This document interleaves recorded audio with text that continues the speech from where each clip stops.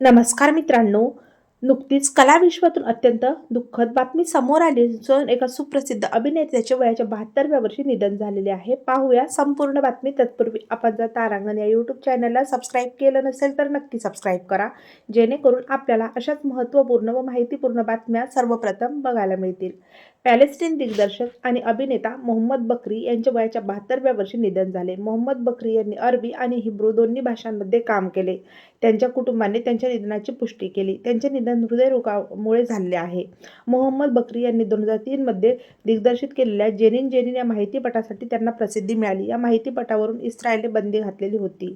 अभिनेता दिग्दर्शक मोहम्मद बकरी यांनी 2025 मध्ये पॅलेस्टिनी कुटुंबाच्या कथेवर आधारित all that's left of you या चित्रपटासाठी काम केले. त्यांचे मुलगे आदम आणि सालेह बकरी यांनीही या चित्रपटात काम केले आहे.